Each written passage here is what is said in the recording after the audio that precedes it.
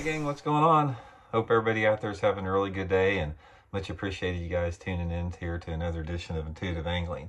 Man, I have got a really good tip for you guys today. I'm going to share with you guys one of my crankbait modifications that I've kept secret for years. I've never talked about this particular modification.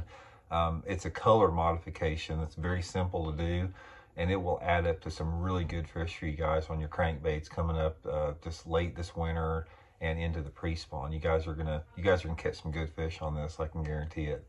And I've done some color modifications in the past. I've got about a dozen different sort of like what I call secret modifications, and this is one of them I'm gonna share with you guys.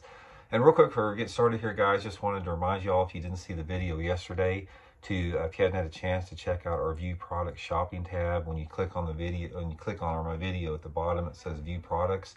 And I wanted to remind you guys, like I did yesterday, in the past, all you had to do is click on that View Products one time, and the channel got 20 cents for it.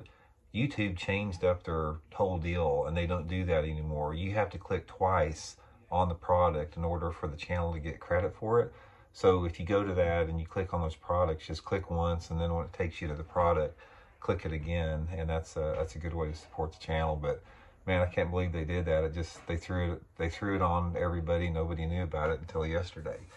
Okay, guys, let's get into this here. The modification I'm going to show you guys in this is for a wiggle wart and a rock crawler specifically.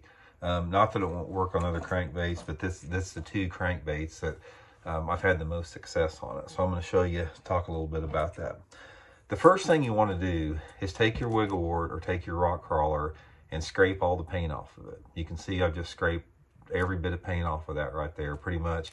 And I did this real quick, so I'd probably even do it more if, you know, in a tournament situation, but just scrape it down to the clear, and you want a clear body like that. And the rock crawlers have the clear body too. The next thing you want to do, and I'm going to show you how to create this, and then I'm going to talk a little bit about where you want to fish it at, the conditions and the situations. Pretty simple to do. Take a chartreuse, chartreuse marker. This is just a spike it pen. You can also use a spray dye, and just start coloring the sides of it all over like that, and the bottom, sides and the bottom.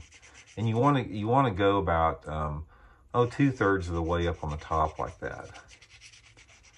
Now, another thing about this, guys, is sometimes you're going to have to reapply this throughout the course of the day, because after you fished it for a while, sometimes the chartreuse will fade off a little bit. But the more you reapply it, the slower it fades off. So got that there. And then also, after I got that, I'm going to come in and I'm going to do the lip. Now the lip, I didn't rough the lip up here. What you might want to do to make the dye adhere a little bit better is rough the lip up with some sandpaper, but you got it where it pretty much looks like that.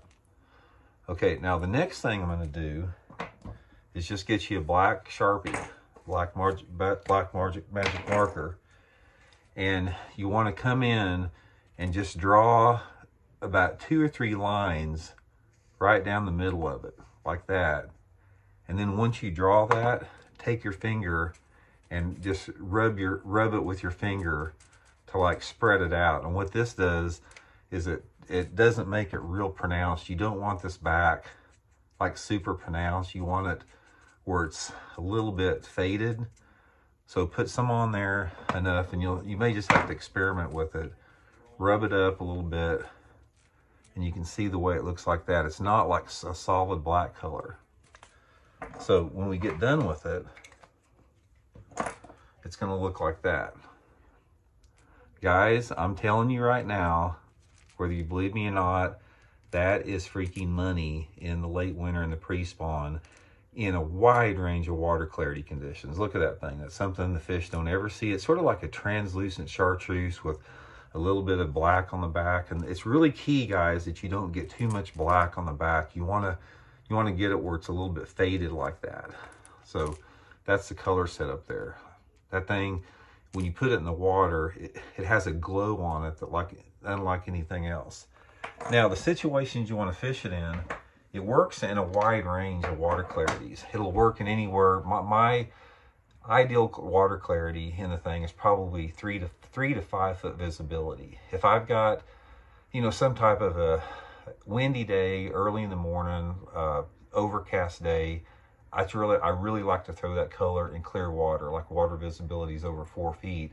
And if you have a bright, sunny type day with not much wind, it'll catch fish, and water visibilities of like, you know, 1.5 to 2 feet works really good. It seems like to me that the clear water, they bite it better if the water's a little bit cold. So once that water temperature really starts to get like 48 to 50 degrees, I'll start throwing it in the clear water in those situations.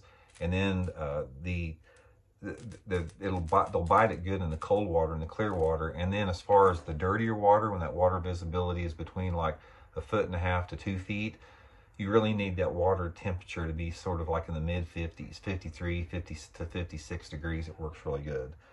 And just throw it around whatever banks you have. You know, if you've got rocky banks, throw it around rocky banks, transitional banks. If you got gravelly banks, throw it on gravel banks.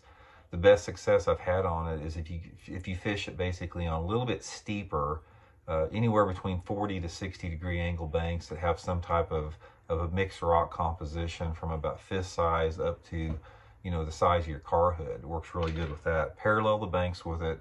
Try to target sort of that 3 to 6 foot zone. But guys, I'm telling you right now, you can't believe how many good fish I've caught on that, and smallmouth will annihilate that. Guys, if you fish lakes like Lake Cumberland in Kentucky, you can thank me later after you throw this on Lake Cumberland a little bit, after you catch some big smallmouth on it, because they will eat it. Lake Lanier, you guys fishing Lake Lanier for big spots, same type of deal. So anyway, guys, just wanted to share with you, that's a tip I learned just by experimentation, you know, spending lots of days on the water. I don't have a name for it. I use it a lot. I'll be using it in tournaments this coming spring, and it works like magic, I'll tell you. So anyway, guys, much appreciated. If you hadn't had a chance, please hit that subscribe button, man. We're getting really close to 95,000 subscribers. Got a big giveaway. Just got to be subscribed to the channel to win. And much appreciated. And we'll talk with you guys later.